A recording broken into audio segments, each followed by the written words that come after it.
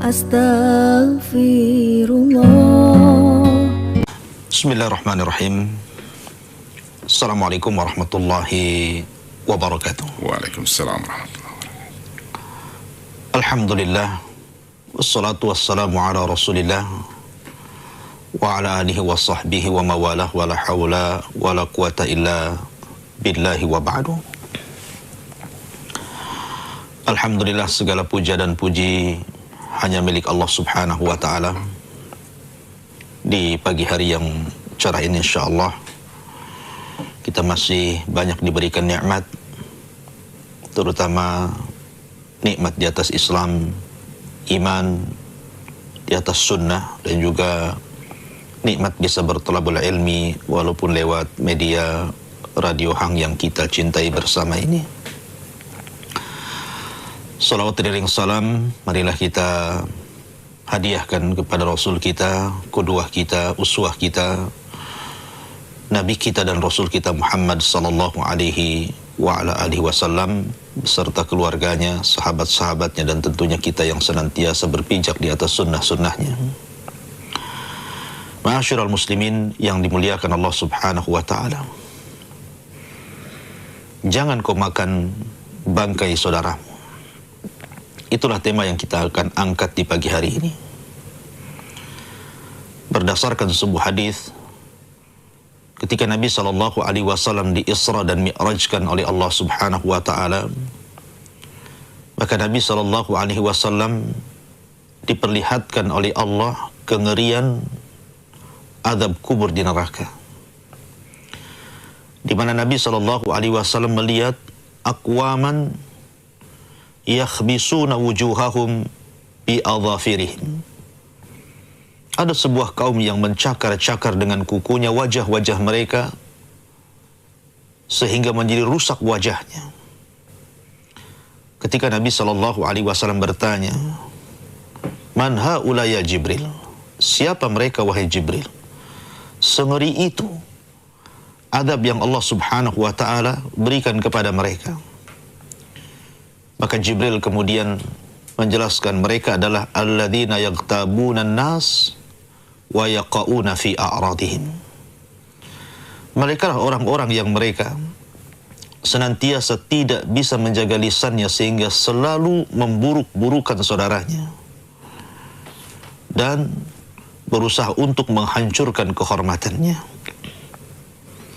Ma'asyiral muslimin yang dimuliakan Allah Azza wa Jalla, ghibah itulah kinayah daripada memakan bangkai saudaranya. Sebagaimana sebuah riwayat, ketika Nabi sallallahu alaihi wasallam marah kepada dua manusia yang bicara tentang seorang sahabat yang bernama Ma'iz al-Aslami. Ma'iz ini suatu ketika terjerumus kepada perbuatan maksiat berzina. Kemudian Allah Subhanahu wa ta'ala berikan hidayah. Dia ingin membersihkan dosa zinahnya, sementara Ma'iz ini sudah menikah. Artinya bahwa zina yang dilakukan dia adalah zina muhsan dan hukumannya rajam. Dia datang kepada Nabi SAW, kemudian mengatakan, "Ya Rasulullah, zanaitu fatahirni." Rasul, bersihkan aku. Aku sudah berzina. Maka Nabi SAW memalingkan wajahnya ke arah kanan. Maka Ma'iz kemudian memutar badannya, kemudian mengarah wajah Nabi SAW dari sebelah kanan dan mengatakan, "Zanaitu fatahirni." Rasul, aku sudah berzina, bersihkan aku. Maka Nabi SAW memalingkan wajahnya ke arah kiri. Ma'iz pun memutar badannya, kemudian mengarahkan wajahnya dari arah kiri dan mengatakan, "Ya Rasulullah, zanaitu fatahirni." Rasul, aku sudah berzina, bersihkan aku. Maka Nabi SAW memalingkan wajahnya kembali 4 kali. Ma'iz mengatakan, "Zanaitu fatahirni." Aku sudah berzina, bersihkan aku. Maka Nabi SAW melihat pengakuan dalam Islam, sebuah pengakuan tidak perlu saksi. Karena pengakuan itu sekuat-kuat dalil. Maka Nabi SAW mengatakan, baik, tunggulah dirimu sampai aku memberikan keputusan. Pulanglah Ma'iz. Maka Nabi SAW kemudian memeriksa Ma'iz dengan memerintahkan sebagian para sahabat untuk melihat kondisi Ma'iz ini. Lihat bagaimana rahmat Nabi SAW, hananu qalbi Rasulillah, kelembutan dan kedalaman hati Rasulullah. Tidak langsung kemudian menghukum Ma'iz. Rasul berusaha agar Ma'iz ini jangan mengaku. Akhirnya kemudian kata Nabi SAW, ungduru ila Ma'iz, hal yashrubu khamran. Kalian lihat kondisi Ma'iz, apakah dia sedang mabuk sehingga dia bicara ngelantur, ataukah lahu junun, dia punya penyakit gila sehingga dia sampai bicara seperti itu. Berangkatlah para sahabat Nabi SAW mengecek kondisi Ma'iz. Rupanya dia orang sehat, dia tidak sedang mabuk dan dia tidak gila. Hal itu disampaikan kepada Nabi SAW. Maka kemudian Nabi SAW pun akhirnya memberikan hukuman kepada Ma'iz, ditegakkan hukum hudud. Maka diikatlah Ma'iz. Kemudian datanglah para sahabat atas perintah Allah dan Rasulnya untuk merajam Ma'iz, bukan karena dendamnya Rasulullah, bukan karena marahnya Rasul SAW, bukan karena kedengkian Nabi SAW atau hasad. Tidak, wallahi. Tidak mungkin Nabi memiliki sifat-sifat itu. Tapi hukum hudud adalah tarbiyah. Tarbiyah baik bagi para pelakunya ataupun bagi orang-orang yang melihat orang yang sedang diberikan hukuman had itu. Itu tarbiyah, pelajaran bagi kaum muslimin.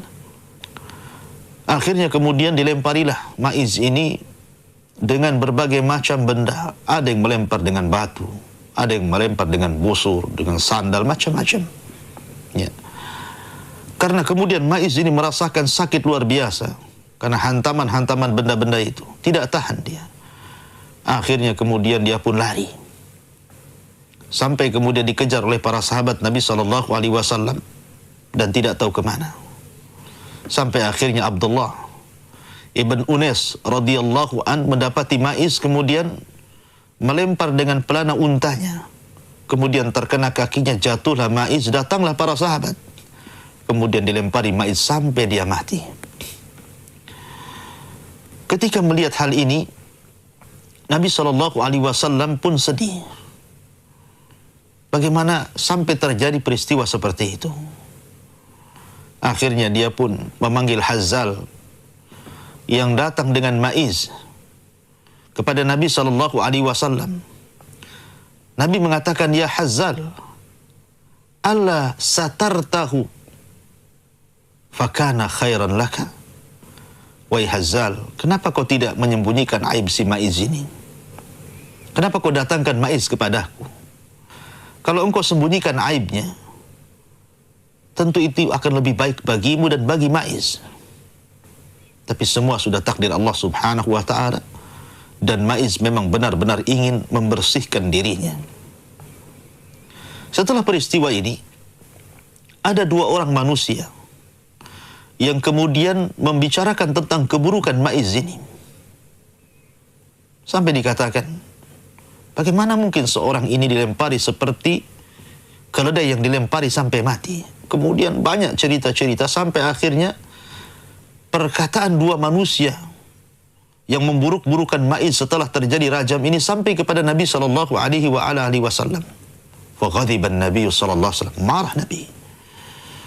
Akhirnya Nabi SAW berpaling dari dua orang itu, dan itu ukubah dari Nabi SAW. Sehingga kemudian dua sahabat ini menyesal dan ingin meminta keridhaan Nabi SAW. Dia pun kemudian menyusul Rasul, dan Rasul tetap berjalan. Sampai akhirnya ketika sampai di hadapan para sahabat Nabi SAW yang lainnya, tiba-tiba Nabi SAW melewati ada bangkai dari bangkai keledai yang sudah busuk. Kemudian Nabi berhenti. Sampai dua orang yang berbicara tentang Ma'iz pun mendekati Nabi SAW. Maka Nabi SAW mengatakan kepada keduanya, makanlah bangkai ini. Kula, makanlah. Maka dua orang ini mengatakan, ghafarallahu laka ya Rasulullah. Semoga Allah mengampuni dosamu, wahai Rasul. Mana mungkin kami akan memakan bangkai yang busuk ini?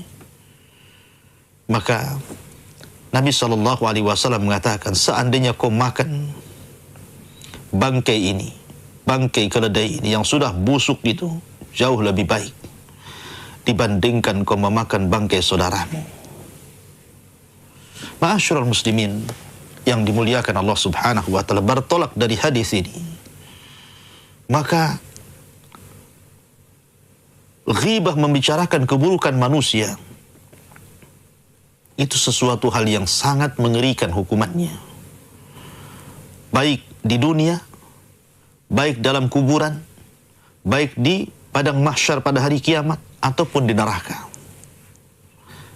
Bahwa orang-orang yang kemudian memakan bangkai saudaranya, atau dengan istilah lebih singkat disebut ghibah, dzikraka akhaka bima yaqra, menceritakan aib saudaramu yang kalau dia dengar dia tidak suka, maka Anda diancam dengan ancaman 4 ini. Di dunia Anda akan dihinakan Allah dan dihinakan manusia. Dikubur sebagaimana hadis di mukaddimah tadi, bahwa Anda akan mendapatkan siksa kubur dengan siksa yang luar biasa. Dicakar-cakar wajah Anda, dan yang mencakar bukan orang lain, diri sendiri, sampai rusak wajahnya.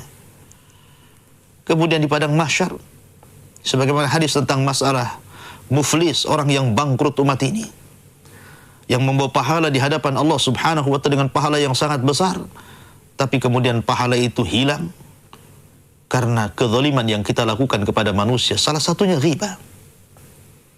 Kemudian di neraka Allah mengatakan, wailun likulli humazatil lumazah.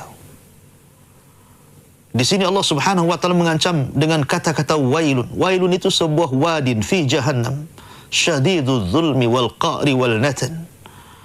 Sebuah lembah di neraka jahanam yang sangat gelap, sangat dalam, sangat busuk, yang jahanam jadi ketakutan dengan lembah ini dan selalu berlindung kepada Allah dari lembah itu.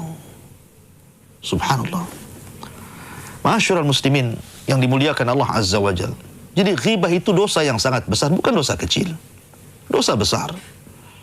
Makanya Imam Az-Zahabi rahimahullah ta'ala masukkan ghibah itu dalam kategori dosa besar dalam kitabnya Al-Kabair.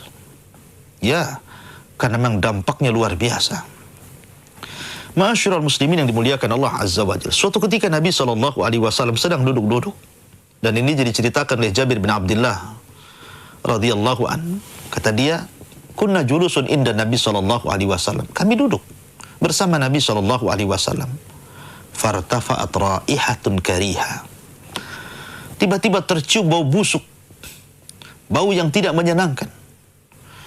Maka Nabi SAW bertanya, tahukah kalian bau busuk apa ini? Maka sahabat Nabi SAW mengatakan, Allah wa rasuluhu a'lam. Allah dan Rasulnya yang tahu. Maka Nabi SAW mengatakan, hadhihi ra'ihah alladhina yaghtabuna an-nas wa yaqa'una fi a'radihim. Tahukah kalian bau busuk apa ini? Bau busuk ini adalah muncul dari orang-orang yang suka menggibah manusia dan suka merobek kehormatan manusia. Lihat, di dunia saja sudah ditampakkan bau busuk orang-orang yang kemudian menggibah saudaranya, apalagi di akhirat. Ya. Ma'asyiral muslimin yang dimuliakan Allah Subhanahu wa taala. Bahkan Aisyah radhiyallahu anha, Anda tahu siapa Aisyah? Ummul Mukminin, wanita yang paling dicintai Nabi SAW. Sampai Amr bin As bertanya kepada Nabi SAW tentang manusia dari kalangan wanita yang paling dicintai Nabi SAW. Maka Nabi mengatakan Aisyah.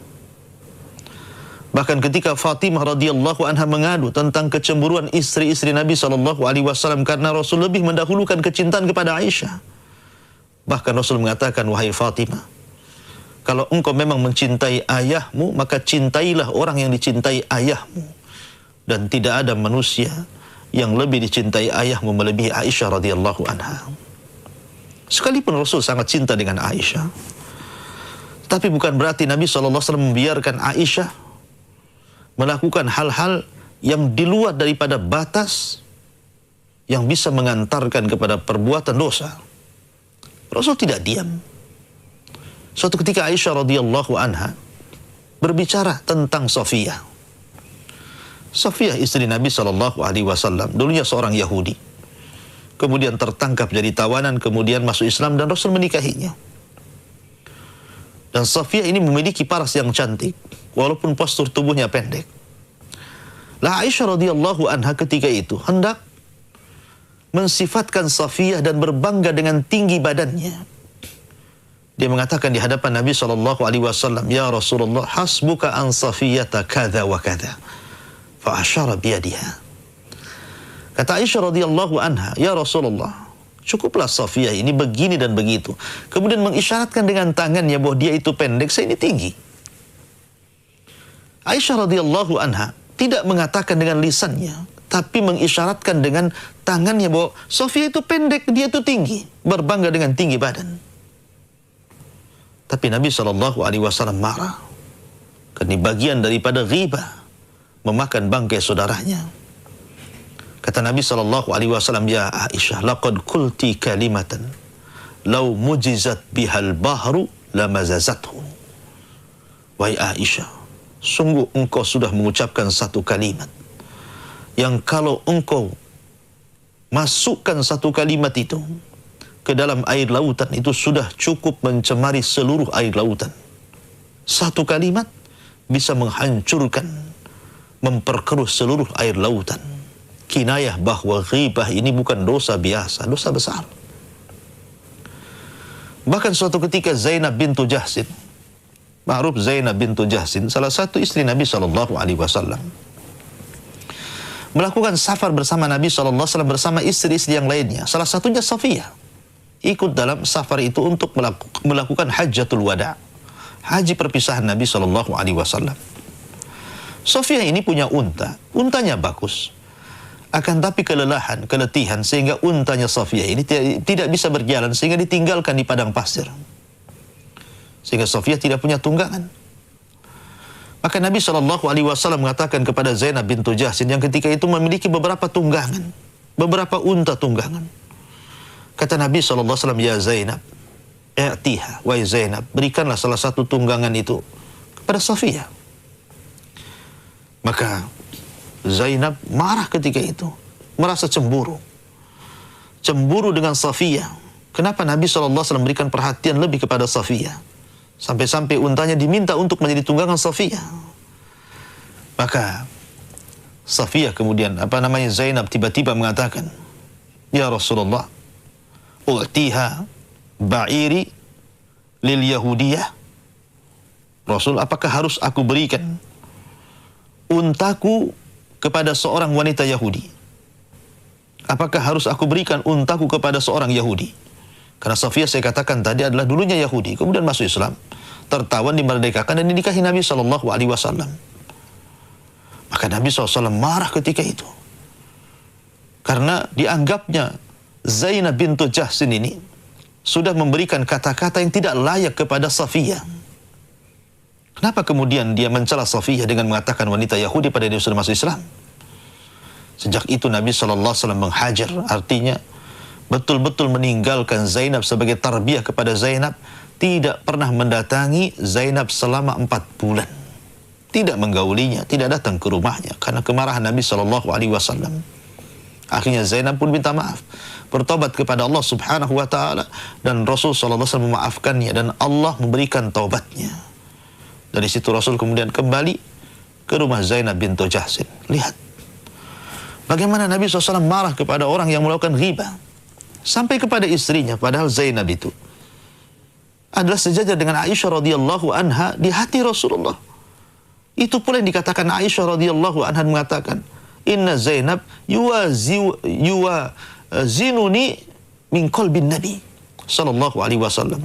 Zainab itu hampir sama kedudukanku di hati Rasul. Rasul cinta dengan Zainab sebagaimana cintanya dengan Aisyah. Artinya Zainab itu saingan Aisyah radhiyallahu anha.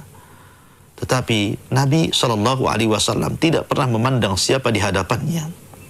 Man ra'a munkaran falyughayyir biyadihi, fa illam tastati fa bilisani, fa illam tastati fa biqalbi wa dzalika adaful iman. Karena Rasul yang mengatakan, apabila kalian melihat kemungkaran, cegah dengan tangan nggak bisa, dengan lisan nggak bisa, dengan hati, walaupun itu selama-lamanya iman.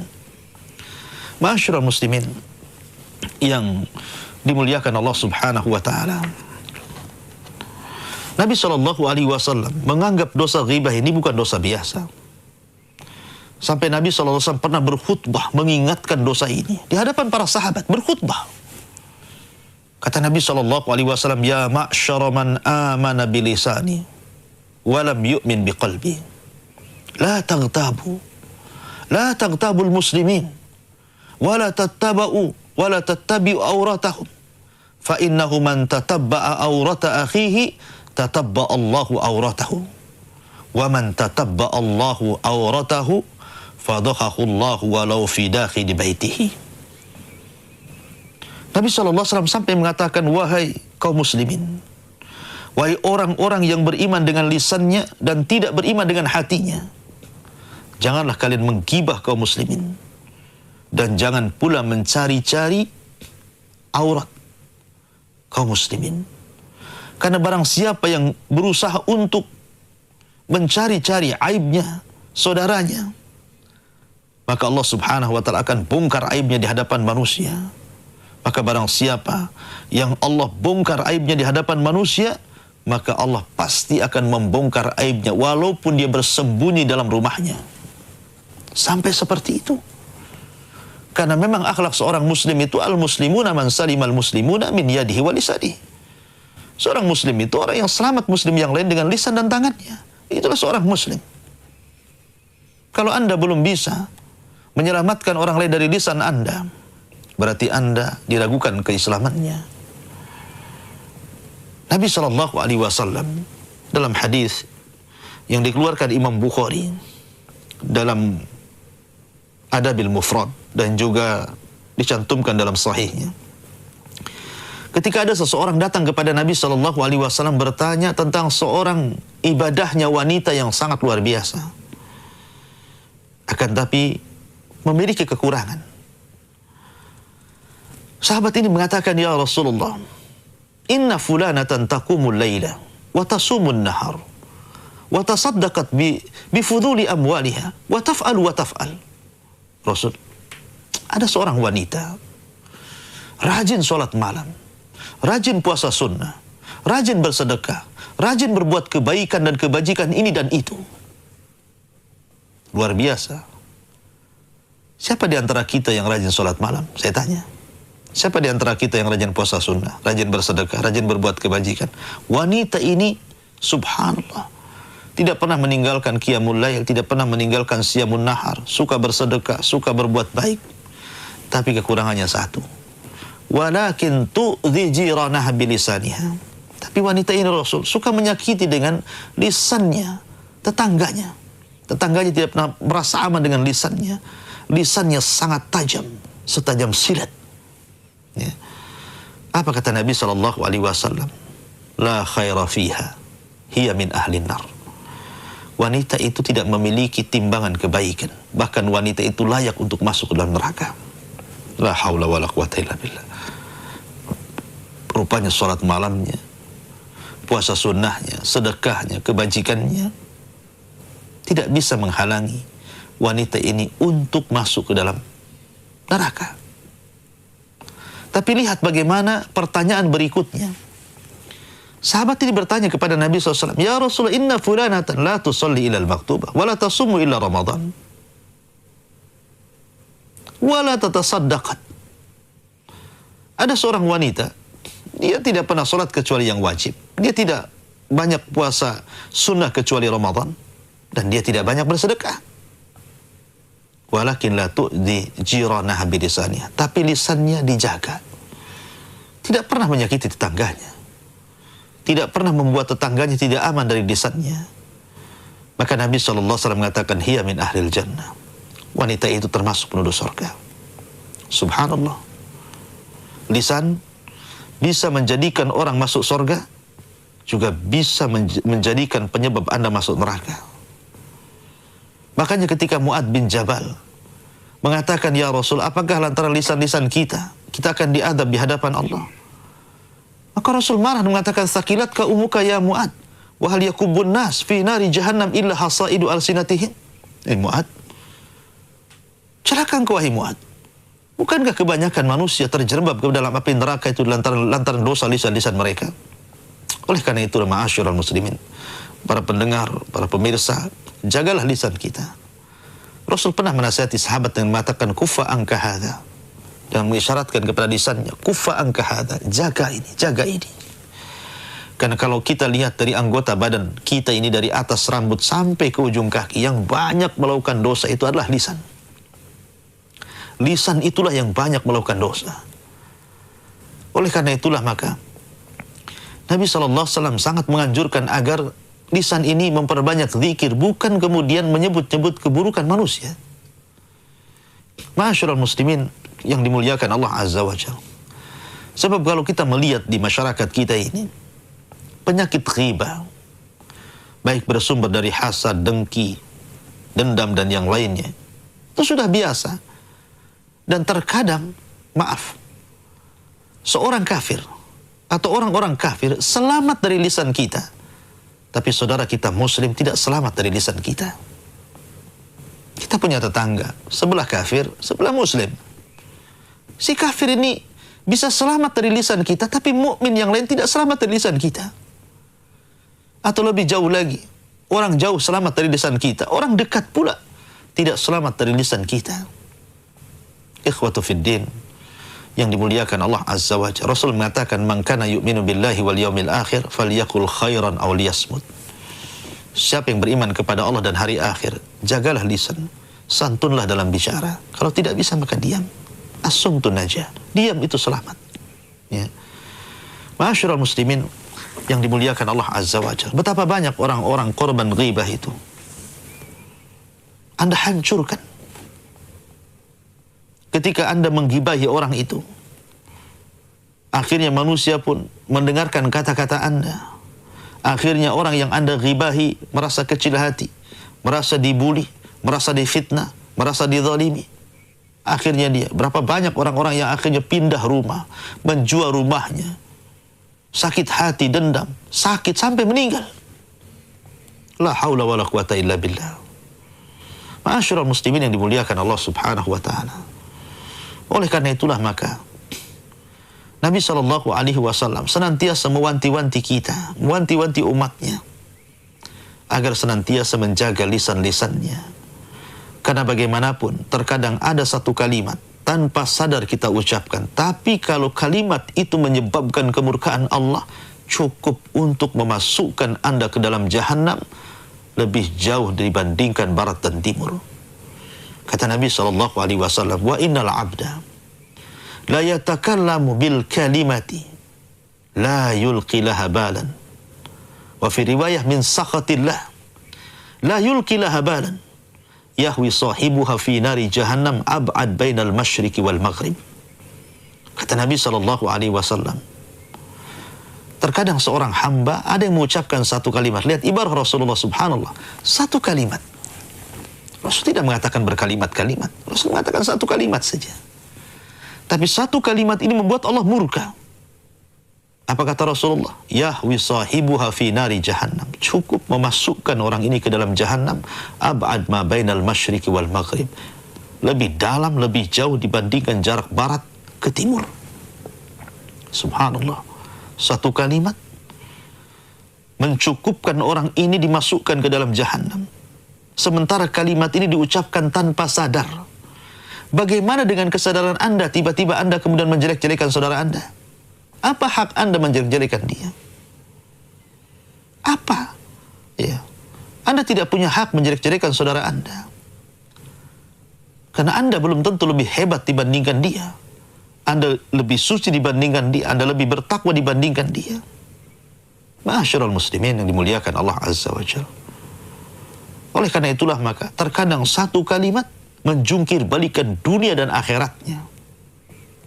Ketika ada seorang laki-laki mengatakan kepada saudaranya yang ahli maksiat dan mengatakan illam tatub, kalau seandainya engkau tidak bertaubat, la yaghfirallahu abada, wa la yunjika minan nar. Allah tidak akan mengampunimu selamanya dan Allah tidak akan mengeluarkan engkau dari api neraka. Subhanallah, kalimat ini bahaya. Kenapa? Melintasi takdir Allah. Akhirnya kemudian ketika Allah wafatkan, yang ahli maksiat Allah masukkan ke dalam surga, yang ahli ibadah yang selalu menasihati Allah masukkan ke dalam neraka. Kenapa? Karena yang ahli ibadah ini sudah mengucapkan kalimat yang membuat Allah murka, menjungkir balikan dunia akhiratnya. Harusnya dia menjadi penduduk surga, tapi Allah masukkan ke neraka. Kenapa? Karena dia sudah melintasi takdir Allah Azza wa Jalla. Dia mengatakan Allah tidak akan mengampunimu selamanya, padahal ampunan itu milik Allah. Dan Allah tidak akan mengeluarkan kamu dari neraka, pada neraka itu milik Allah. Suka-suka Allah memasukkan dan mengeluarkan dari neraka. Lihat, kalau seandainya niat baik, menasihati orang, tapi lisannya salah bicara, itu bisa memasukkan ke dalam jahanam. Macam mana orang-orang yang dengan sengaja, terkadang dia memang sengaja, bukan hanya dia yang bicara keburukan kepada saudaranya, dia ngajak orang lain untuk mendengarkan keburukannya, sehingga orang lain terpengaruh, akhirnya pun membicarakan keburukan orang yang kita bicarakan. Bahkan lebih parah lagi, dia senang kalau orang yang kemudian kita buruk-burukan, ada orang lain yang kemudian ikut memburuk-burukannya, seolah-olah satu nafas dengan dia. Na'udzubillah. Ma'asyiral muslimin yang dimuliakan Allah Subhanahu wa ta'ala. Oleh karena itulah maka jauhi ghibah. Ghibah ini dosa besar. Di dunia Anda akan mendapatkan hukuman, di kuburan Anda akan mendapatkan hukuman, di padang mahsyar Anda akan mendapatkan hukuman, bahkan di neraka Anda terancam dengan wail, sebuah lembah dalam jahannam. Ma'asyiral muslimin yang dimuliakan Allah Azza wa Jalla. Adapun kata para ulama, bagaimana caranya supaya kita ini selamat? Maksudnya, kalau seandainya ada orang yang senantiasa lisannya tidak berhenti untuk membicarakan kita, apa yang harus kita lakukan? Kalau orang yang melakukan ghibah, sudahlah, memang dia adalah syaitan. Terkadang ada orang yang menghendaki kita menjadi malaikat, tetapi dia sendiri adalah iblis. Biarkan orang-orang yang bicara itu. Sebab sesungguhnya orang yang sedang berghibah kepada kita itu hakikatnya sedang mentransfer kebaikan kepada kita. Sehingga la tahzan, jangan sedih. Jangan merasa kecil hati, jangan merasa sedih, jangan merasa putus asa kalau ada orang yang kemudian lisannya sangat tajam kepada kita. Ikhwan, dunia ini darus saqah. Dunia ini tempat ujian. Tempat ujian manusia. Jangan sampai terkalahkan dengan syaitan. Mereka adalah syaitan yang hendak mengecilkan hati kita sehingga perkataan mereka akan mempengaruhi kehidupan kita. Ingat, ada beberapa hal yang ingin saya nasihatkan kepada Anda yang mungkin hari ini sedang digibah orang, sedang dibenci orang, dibuli orang, dijelek-jelekan orang. Pertama, kama tadinu tudan. Ingat, sebagaimana dia telah memperlakukan kepada kita seperti itu, maka Allah akan memperlakukan hal yang sama kepada dia. Ya, hari ini dia mungkin bisa menyakiti kita dengan lisannya, memfitnah, menuduh, membuli. Ya kan? Ya, hari ini. Tapi ingat, Nabi SAW yang mengatakan, innallaha la yumli lidh-dhalim fa idza akhadahu lam yuflithu. Allah tidak akan membiarkan orang yang melakukan kezaliman. Apabila Allah Subhanahu wa ta'ala sudah mendatangkan azabnya, maka tidak akan disisakan dan Allah akan kirimkan azabnya seberat-beratnya. Orang yang menggibah kita itu, Allah kasih batas waktu. Karena dia termasuk orang zalim. Bukan berarti dia seenaknya bisa menggibah kita seterusnya, tidak. Ada batas waktu yang Allah berikan kepada dia untuk melakukan kezaliman kepada kita. Sampai pada waktunya Allah akan adab. Salah satu adabnya adalah Allah kirimkan orang-orang yang akan menggibah dia juga. Bahkan boleh jadi Allah akan beratkan ghibahnya, apa yang menimpanya dibandingkan ghibahnya dia kepada kita. Kama tadinu tudan. Ingat, sebagaimana dia telah melakukan hal yang buruk kepada kita, maka kelak Allah akan kirim orang-orang yang akan berlaku buruk kepada dia. Al jaza'u min jinsil amal. Anda harus yakin itu. Yang kedua, jangan jadikan ucapan manusia kepada kita ini sebagai hakikat bahwa kita seperti itu. Belum tentu. Nabi SAW digibahi bahwa dia seorang majnun, orang gila. Rasul orang waras. Wa ma sahibukum bimajnun. Wa ma sahibukum bimajnun. Saudaramu tidak gila. Tapi mereka menggibahi Rasul dan mengatakan gila. Sahir. Wa ma huwa bisahir. Dia bukan suka sihir. Nabiullah Sulaiman alaihi salatu wassalam memerangi sihir. Tapi dia pula dituduh tukang sihir oleh orang-orang Yahudi. Nuh alaihi salatu wassalam berusaha menyelamatkan manusia. Tapi manusia menganggap dia gila. Mengolok-olok Nuh alaihi salatu wassalam. Nabi SAW berusaha untuk menyatukan hati kaum muslimin. Tapi orang-orang musyrik menuduh Nabi SAW mencerai-beraikan hati kaum muslimin. Terkadang apa yang kita perangi itu pula tuduhan kita kepada kita. Maka jangan jadikan ucapan manusia seperti hakikatnya. Jangan. Kalau ada orang mengatakan kita bodoh, belum tentu kita bodoh. Ya. Kalau ada orang mengatakan, oh si fulan ini seorang yang berkhianat dengan kaum muslimin, tidak dipercaya lagi kaum muslimin. Belum tentu. Jangan-jangan Anda yang tidak dipercaya kaum muslimin setelah berlalunya zaman. Jangan jadikan ucapan manusia itu hakikat, tapi jadikan ucapan manusia itu sebagai bahan pertimbangan. Kecuali kita sendiri yang mengaku memang saya bodoh, kan gitu. Jangan. Ucapan manusia itu bukan hakikat. Apa yang mereka tuduhkan belum tentu ada pada kita. Apa yang mereka gibahkan kepada kita belum tentu ada pada kita. Maka jangan jadikan ucapan manusia hakikat bagi diri kita. Kemudian bebaskan diri dari perbudakan manusia. Sebab kalau seandainya kita terus mendengarkan ucapan manusia, kita diperbudak dengan ucapannya. Bilal ibn Rabah radhiyallahu anhu, sebelum Abu Bakar membebaskan dirinya, sesungguhnya Bilal sudah membebaskan dirinya untuk dirinya sendiri.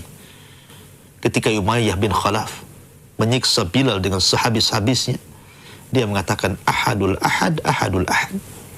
Bilal membebaskan dirinya dari perbudakan manusia. Dia tahu bahwa di sana ada Rabb, ada Allah Subhanahu wa taala. Dia merdekakan dirinya dari perbudakan itu dan hanya Allah yang disembah.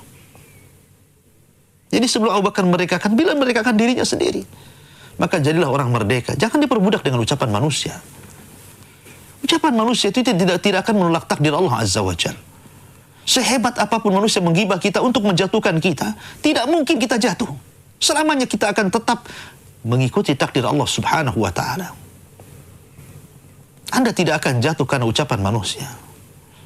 Dan Anda juga tidak mungkin bisa menghentikan ucapan manusia. Manusia itu akan bicara terus. Karena Allah Subhanahu wa taala memang menciptakan manusia bisa bicara.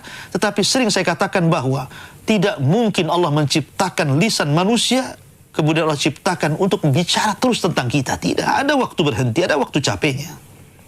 Biarkan dia bicara. Mungkin bahasa yang ma'ruf di masyarakat, biarlah anjing menggonggong, kafilah tetap berlalu. Ma'asyiral muslimin yang dimuliakan Allah Azza wa Jalla.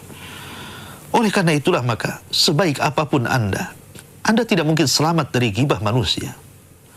Maryam bintu Imran, kurang apa dia wanita suci? Bahkan Allah yang mensucikan dia, Allah yang pilih Maryam. Bahkan keluarganya keluarga pilihan. Innallaha astafa Adam wa Nuh wa ala Ibrahim wa ala Imran alal alamin. Keluarga Imran, keluarga pilihan. Maryam wanita suci. Apakah kemudian wanita sebaik Maryam ini lepas daripada ucapan manusia? Tidak. Maryam dituduh berzina.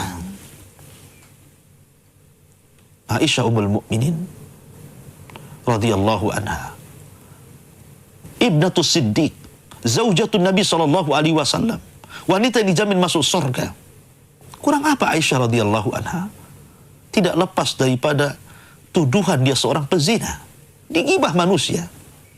Sebaik apapun Anda, pasti ada orang yang berusaha untuk menjatuhkan Anda, menjelek-jelekan Anda. Itu sudah pasti, sunnatullah seperti itu. Jadi apa masalahnya? Jangan bersedih. Ma'asyiral muslimin yang dimuliakan Allah Subhanahu wa taala. Jadikan ucapan manusia itu hanya pemecut hidup saja. Jangan dimasukkan ke dalam hati. Hati ini milik Allah Subhanahu wa ta'ala. Oleh karena itulah maka Hatim Al-Asam, seorang alim ulama besar, orang yang paling tenang hidupnya, ketika ditanya, dari mana kau dapatkan tumakninah, maksudnya ketenangan hati, wahai Hatim. Karena Hatim selalu mendoakan orang yang memburuk-burukan dirinya. Kalau ada kabar yang mengatakan, ya Hatim, engkau dijelek-jelekan manusia, Hatim mengatakan, semoga Allah memperbaiki mereka. Kalau ada orang datang mengatakan, ya Hatim, si fulan menggibah anda, semoga Allah berikan hidayah kepada mereka.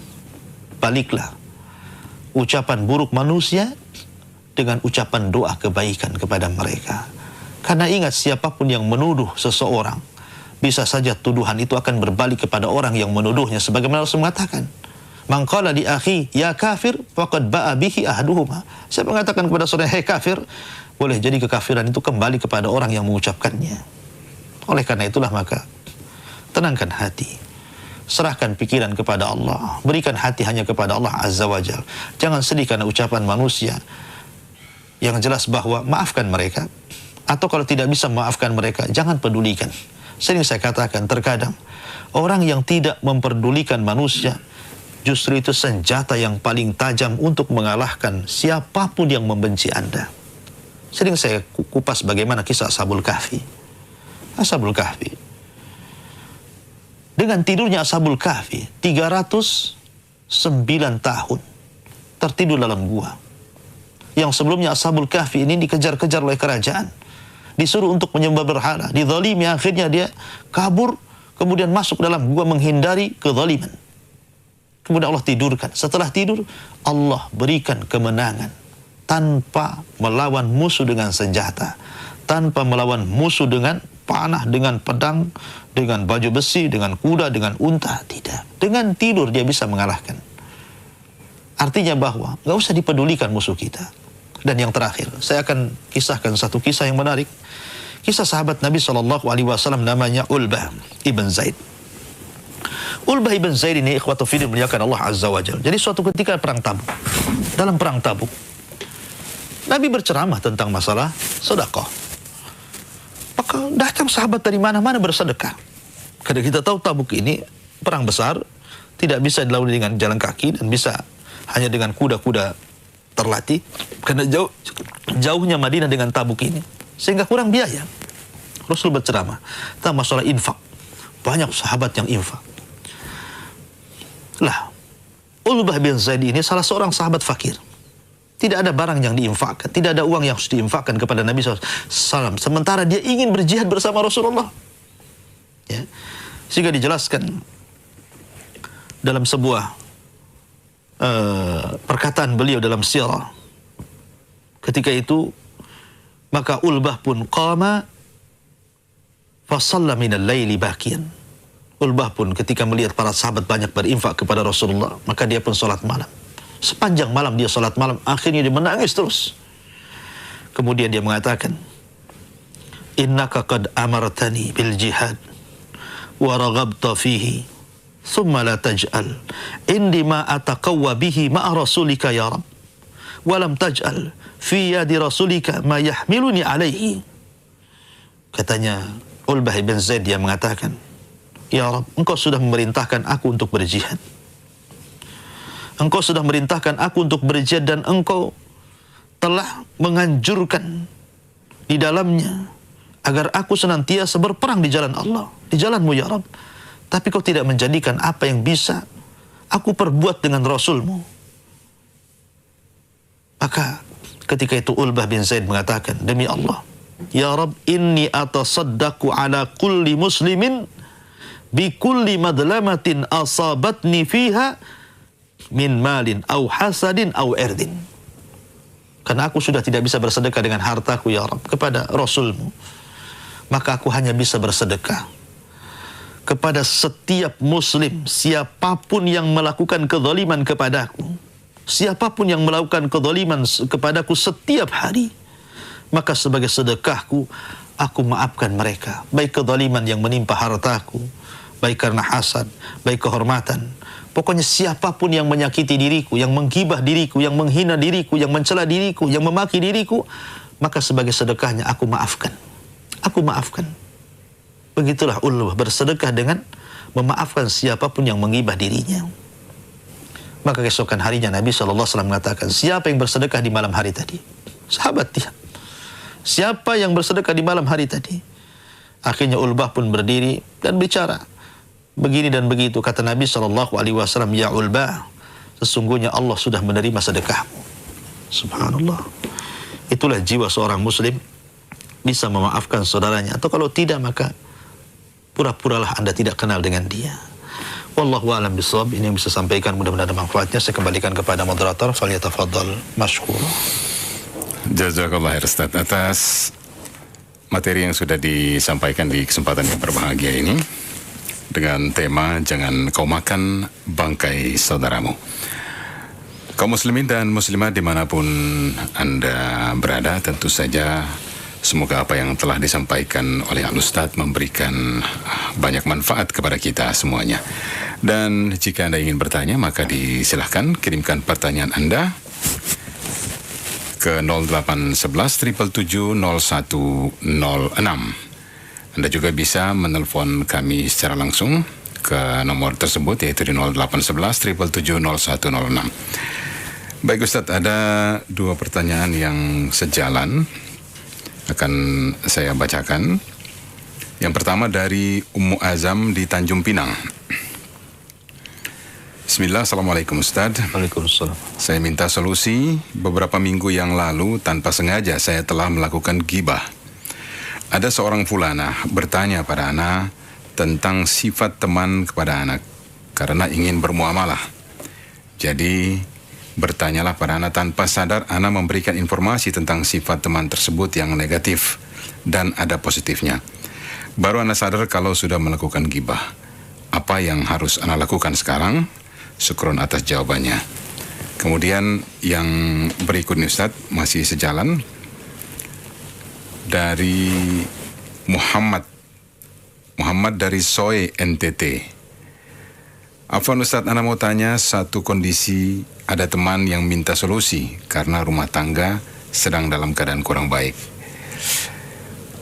Apakah termasuk menggibah teman tersebut jika saya menceritakan kondisi rumah tangga teman tersebut kepada orang lain dengan tujuan mencari solusi yang lebih baik? Syukron Ustaz atas jawabannya. Ya, alhamdulillah. Kita tahu bahwa ghibah itu sebagaimana Nabi sendiri yang memberikan definisi ketika ditanya, mal ghibatu ya Rasulullah. Apa itu ghibah itu? Ghibah itu apa wahai Rasul? Maka Nabi SAW mengatakan, dzikraka akhaka bima yakrah. Engkau menceritakan tentang saudara yang kalau cerita itu sampai kepada saudaramu dia nggak suka. Lihat, sebenarnya kalimat ini mengkhawatirkan karena kalimat ini mutlak. Baik yang kita bicarakan adalah kebaikan ataupun yang kita bicarakan keburukan, kalau dia nggak suka itu disebut ghibah masalahnya. Walaupun umumnya ghibah itu kan identik dengan perkara menjelek-jelekan. Hasan Al-Basri rahimahullahu ta'ala membagi ghibah itu kepada 3. Pertama al-ghibah, yang kedua al-buhtan, yang ketiga al-ifku. Adapun ghibah ma'ruf, dzikraka akhaka bima yakrah, menyebutkan aib saudaramu yang kalau dia dengar dia tidak suka. Adapun buhtan adalah kedustaan. Kita bicarakan orang lain tapi apa yang kita bicarakan tidak ada pada dia. Kita berdusta atas nama dia. Dan ini 2 kali lipat. Kenapa? Pertama, ghibah, yang kedua berdusta. Ya. Kemudian yang ketiga al-ifku. Berita kaleng dari luar yang belum tentu benar, dan berita ini menjelek-jelekan saudaranya, kemudian kita ikut pula menjelek-jelekan saudara kita karena hanya mendengar berita. Maka ini al-ifku. Lebih berat lagi, kafa bil mar'i itsman an yuhaddisa bi kulli ma sami. Cukuplah orang itu dikatakan melakukan dosa ketika dia berbicara apapun yang dia dengar tanpa disering dari orang lain. Maka 3-tiganya dianggap ghibah. Lah apa yang kemudian Anda tanyakan kepada saya tentang pandangan orang terhadap Anda? Tiba-tiba Anda bercerita orang lain dan menjelaskan keburukannya dan juga positifnya. Apakah termasuk ghibah? Ya, termasuk ghibah. Termasuk ghibah. Karena ghibah yang dibolehkan itu, memang tidak semua ghibah dia diharamkan. Tidak, ada juga ghibah yang dibolehkan. Seperti seseorang yang datang kepada hakim, ingin menyelesaikan masalahnya. Atau suami istri datang kepada hakim, akhirnya menceritakan keburukan suami atau istri kepada suami atau sebaliknya, supaya hakim jelas apa masalahnya. Kalau dalam hal seperti itu boleh. Atau yang kedua, Anda mempelajari ilmu jarh wa ta'dil dalam ilmu hadis, ya. Atau yang ketiga, Anda li ta'rif, hanya sekedar ingin mengenal, mencari orang, kalau tidak disebut aibnya nggak tahu. Seperti umpamanya Anda mencari maaf, orang namanya Selamat umpamanya. Di kampung itu banyak orang namanya Selamat, tetapi yang pincang itu satu. Dan Anda katakan, itu loh Selamat yang pincang. Boleh untuk li ta'rif, ya. Ataupun karena maksiat terang-terangan yang dilakukan. Seperti kita nasihati anak kita, nak jangan seperti si Anu. Anu itu perampok, Anu itu begini. Ada ghibah-ghibah yang dibolehkan. Tapi umumnya ghibah tidak boleh. Tidak boleh Anda menggibah seperti itu. Lalu apa yang harus Anda lakukan? Yang harus Anda lakukan adalah Anda membersihkan nama dia. Sebagaimana Anda telah memburuk-burukan dia, maka Anda harus membersihkan dia. Meminta maaf, kemudian membersihkan namanya, kemudian Anda harus memuji dia di hadapan orang yang Anda buruk-burukan. Umpamanya Anda bergibah di hadapan 10 orang, maka Anda harus panggil 10 orang itu, kemudian Anda cabut kata-katanya, kemudian Anda pujilah orang yang pernah Anda ghibah. Kalau tidak, maka ghibah itu bagian daripada dosa yang tidak akan diampuni oleh Allah Subhanahu wa ta'ala kecuali mendapatkan keikhlasan orang yang Anda ghibahi. Dan kalau tidak di dunia diselesaikan, maka Anda akan menjadi orang yang paling bangkrut pada hari kiamat. Wallahu a'lam. Jazakallah khair Ustaz atas pencerahannya. Demikian untuk penanya dari Tanjung Pinang, ya, Ummu Azam di Tanjung Pinang, dan juga Muhammad dari Soe, Nusa Tenggara Timur. Baik Ustadz, ada 2 pertanyaan juga yang sama. Yang satu masuk dari live chat YouTube dengan akun I Am Nana. Kemudian satu masuk dari live chat Facebook Ziyaul Haq dari Lamongan. Dari akun I Am Nana, Assalamualaikum Ustadz, izin bertanya, Pak Ustadz, kalau misal ngomongin orang lain tapi tidak menyebutkan identitasnya, itu bagaimana? Apa termasuk ghibah? Kemudian pertanyaan yang sama juga datang dari Ziyaul Haq dari live chat Facebook dari Lamongan. Assalamualaikum Ustadz, apakah pengertian ghibah itu semua ucapan yang menyebut nama orang lain itu ghibah? Misal kita cerita sama teman perihal kelebihan teman kita, bukan tujuan menjelekan, dan apakah menceritakan seseorang tanpa inisial nama termasuk ghibah? Barakallahu fiik Ustaz. Ya, alhamdulillah. Sekali lagi bahwa para ulama mengatakan ada beberapa ghibah yang dibolehkan. Saya ulangi ya, supaya menjadi pengetahuan. Pertama, raf'ul madzalim ilal qudud. Artinya untuk mengangkat kezaliman di hadapan hakim. Yang kedua, al-mujahirah bil ma'asi. Orang yang terang-terangan dengan maksiat, ya, maka kita boleh kemudian menggibah dia supaya dia bertobat. Ataupun istifta. Tadi namanya istifta itu meminta fatwa kepada salah seorang alim, seperti yang dilakukan Hindun. Jika datang kepada Nabi SAW, dia menceritakan keburukan suaminya. Ya Rasulullah, sesungguhnya suamiku rajulun syakhi, orangnya pelit, susah keluar duit katanya. Apa kalau saya ambil, bahasa kita, dari dompetnya, boleh nggak begitu? Kata Rasul, boleh, tetapi sekadarnya aja, sekedar hajatmu dan anak-anakmu. Ini istifta, minta fatwa. Ataupun tadi saya contohkan, hanya bertanya seorang yang hendak menikah gitu kan, dia bertanya kepada walinya kondisi umpamanya calon yang akan dikhitbahnya, ya, kemudian akhirnya walinya mengatakan, oh ini calonmu itu ada aibnya, mungkin luka, mungkin tidak bisa bicara, mungkin buta, mungkin apa gitu kan. Nah, itu dibolehkan. Ataupun seorang tadi saya katakan mempelajari ilmu jar wa ta'dil ataupun di ta'rif tadi, mengenal orang itu. Tapi apa yang Anda katakan? Ketika Nabi SAW tadi memberikan definisi, dzikraka akhaka bima yaqra. Kau menyebutkan aib saudaramu, kalau dia dengar dia nggak suka.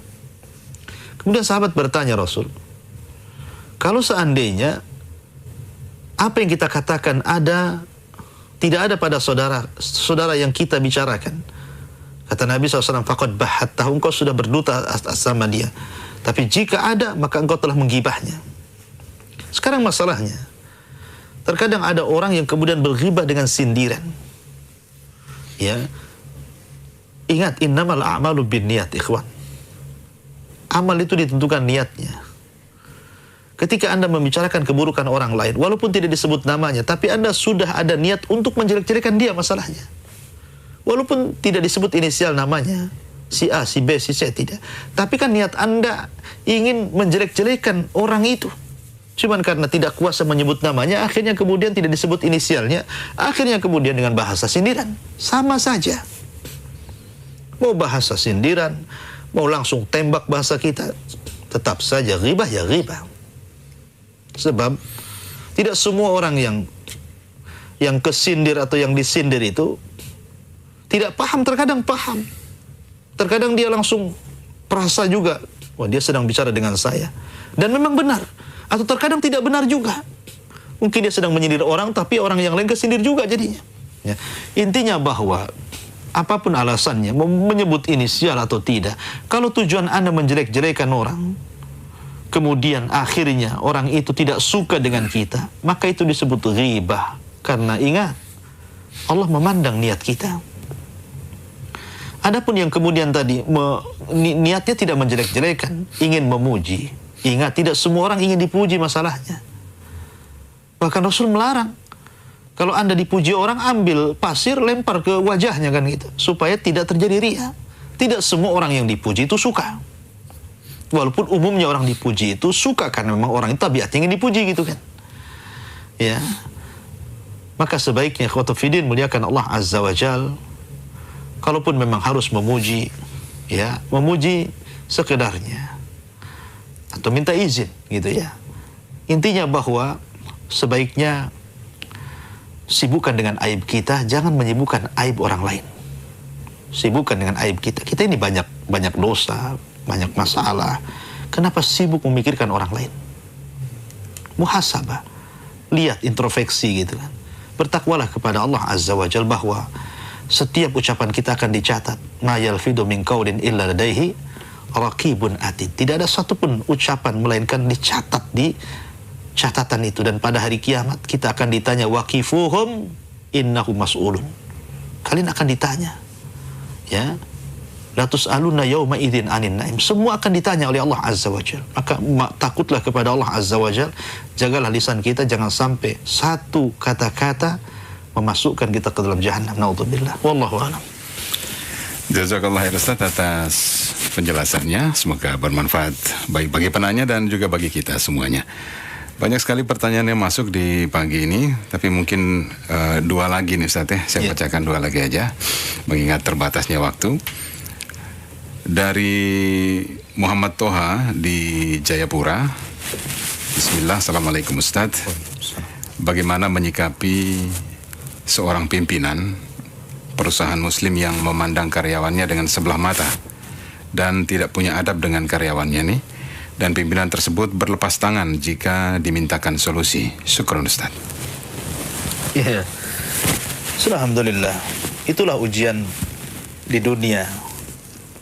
Setiap orang itu pasti diuji oleh Allah Azza wa Jalla. Ada yang diuji dengan istrinya, ada yang diuji dengan suaminya, ada yang diuji dengan anak-anaknya, ada yang diuji dengan orang tuanya. Para nabi diuji orang-orang sekitarnya.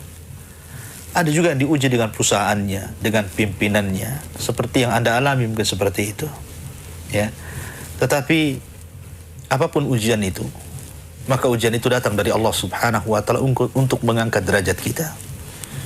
Justru ketika kita diuji kemudian kita sabar, maka itu hakikat kebahagiaan jiwa. Karena disebutkan di dalam kitab Qawaidul Arba, dalam muqaddimahnya Syekh Muhammad bin Abdul Wahab menyebutkan di antara 3 alamat kebahagiaan, salah satunya adalah idza btuliya fasabar. Apabila diuji dia sabar.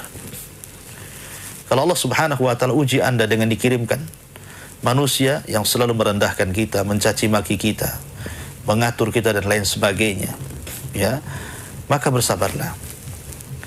Berdoalah kepada Allah Subhanahu wa taala agar dibolak-balikan hati orang yang memberikan ujian kepada kita. Berdoa kepada Allah. Ya, walaupun dia orang kafir, doakan hidayah. Doakan hidayah. Belum tentu orang kafir itu kemudian dia di atas kekufurannya terus. Minimalnya walaupun dia terus di atas kekufuran, tetapi minimalnya Allah bolak-balikan hati sehingga hatinya lembut kepada kita. Ya, berdoalah, itu yang pertama. Ya, yang kedua, cobalah introspeksi diri. Terkadang atasan, ya, dalam sebuah perusahaan, dia memiliki pandangan yang menurut dia lebih maslahat dibandingkan kita. Kemudian dia membuat peraturan yang terkadang menjadi peraturan itu, merasa peraturan itu zalim bagi kita. Baik dia merasa ataupun tidak. Bah, oleh karena itulah maka disinilah ada penegakan nasihat. Kalau kita bisa nasihati, nasihati. Kalau tidak bisa, nasihat dengan tangan, dengan lisan. Kalau tidak bisa dengan lisan, ya kembali kepada doa tadi, agar Allah membolak-balikan hatinya, kan gitu ya. Kemudian kalau memang Anda sudah tidak tahan di perusahaan itu, rezeki Allah itu luas. Kalau Anda merasa tertekan di situ, apalagi Anda bekerja di luar batas kemampuan Anda, atau gaji dengan gaji yang tidak layak, atau ada kezaliman di dalamnya, bumi Allah ini luas. Ya, tidak perlu Anda bertahan di situ, Anda bisa bekerja tempat lain. Insya Allah. Ya, kalau memang apalagi sampai kemudian perusahaan itu menjadikan agama kita akhirnya sedikit demi sedikit ditinggalkan. Pemanya mungkin sholat dilarang, ya, Jumatan dilarang, dan begitu seterusnya, maka saya kasihkan kaidah satu hadis Nabi SAW, man taraka syai'an lillahi awwadallahu khairan minhu. Barang siapa yang meninggalkan sesuatu karena Allah, Allah akan ganti sesuatu itu dengan yang lebih baik lagi. Itu kalau sampai madaratkan agama kita. Wallahu a'lam bishawab. Jazakallah khair Ustaz atas pencerahannya. Demikian untuk penanya Muhammad Toha di Jayapura. Pertanyaan terakhir Ustaz, datang dari Lili di Lampung Ustaz. Ustaz, apakah menunjukkan kesalahan atau kekeliruan seorang ulama oleh ulama lain termasuk gibah, dan apakah sama gibah itu dengan mentahzir Ustaz? Ya, alhamdulillah. Tadi saya sudah katakan bahwa salah satu ilmu yang boleh dipelajari adalah al-ilmu al-jarh wa ta'dil. Menjarah artinya mencela. Ta'dil itu artinya memuji. Dan itu ada dalam ilmu mustalahul hadis. Ya, ketika Anda bicara tentang mustalahul hadis, masuk pada bab al-jarh wa ta'dil, kita bisa melihat bagaimana ulama-ulama dulu. Ada yang sifatnya mutasyaddid, ada mutawasit, ada mutasahil. Ada yang memang keras, ada yang pertengahan, ada yang tasahul, ya, meremehkan. Imam Ahmad bin Hanbal rahimahullahu ta'ala, salah satu ulama yang keras gitu kan, pernah ditanya tentang masalah, tidakkah kau telah menggibah si fulan? Ya, maka Imam Ahmad, kalau aku diam, kalian diam, kapan kebenaran itu akan tersingkap? Kan itu. Termasuk juga kalau kita lihat biografinya Imam Sya'bi, ya, begitu juga dia terkadang ketika dia mendengar ada seseorang yang kemudian membawa hadis Nabi SAW dengan kedustaan, maka dia akan bicara dan mengatakan tinggalkan si fulan, tinggalkan si fulan. Ya, karena si fulan itu kadzab, pendusta. Maka para ulama mengatakan tidak termasuk ghibah, ya, mengatakan si fulan pendusta, si fulan dhaif, si fulan tidak pantas diambil, si fulan matruk, dan begitu seterusnya, mungkar gitu ya. Tidak termasuk ghibah. Ilmu jarh wa ta'dil, karena ini bicara tentang agama. Bicara tentang agama. Agama, sanad itu bagian daripada agama. Kalau seandainya seseorang kemudian tidak bersanad dalam bicara agama, orang akan bicara sesuka hatinya. Kata para ulama, al-isnadu minad din. Wa man qala al-isnadu laysa minad din la qala man qala ma syaa. Isnad di bagian dari agama. Barang siapa yang mengatakan isnad bukan bagian dari agama, orang akan bicara sukanya. Maka untuk memastikan bahwa ini sampai kepada Nabi SAW, maka harus dibersihkan dari orang-orang yang berdusta. Dengan cara apa? Memperingatkan manusia. Jangan diambil hadisnya orang ini. Ya, kalau Anda mempelajari ilmu jarh wa ta'dil, maka Anda akan banyak melihat perkataan para ulama yang kemudian mencela orang-orang yang kemudian dianggap lemah, dianggap tukang pemalsu hadis, dan begitu seterusnya. Dan ini bukan bagian daripada ghibah. Ya. Adapun tahdzir, tentu tidak bisa kemudian tahdzir, ya tahdzir seperti apa dulu? Tahdzir seperti apa dulu? Kalau tahdzir kepada para pelaku maksiat, boleh, dan itu bukan ghibah. Tahdzir kepada para penjahat, ya, atau baik penjahat agama ataupun penjahat dunia gitu kan. Kita mentahdzir mereka, menjelekan keburukannya. Maka tadi sudah saya katakan, boleh ghibah itu kepada mujahirah bil ma'asi. Boleh. Ya. Kepada yang betul-betul melakukan maksiat gitu ya. Melakukan perbuatan yang menyelisih sunnah Nabi SAW, boleh. Ya. Tetapi kalau yang dimaksud adalah memburuk-burukan sesama ahli sunnah, orang-orang yang kembali kepada Al-Quran dan sunnah, dijelek-jelekan dan begitu seterusnya, apa tujuan Anda? Menjelek-jelekan manusia sesama ahli sunnah, menjauhkan manusia dari dakwah. Ini bisa masuk pada ghibah yang diharamkan, bahkan boleh jadi ini lebih parah. Kenapa? Karena yang Anda burukanlah seorang pendakwah sunnah. Ya. Oleh karena itulah maka tidak bisa dikaitkan antara tahdzir dengan jarh wa ta'dil. Jadi ada mungkin masuk sebagiannya, tapi tidak masuk sebagiannya. Karena bagaimanapun kalau ditatbikan ilmu jarh wa ta'dil di zaman sekarang, kayaknya kurang relevan bahasa kita ya. Apalagi sesama ahli sunnah. Wallahu a'lam.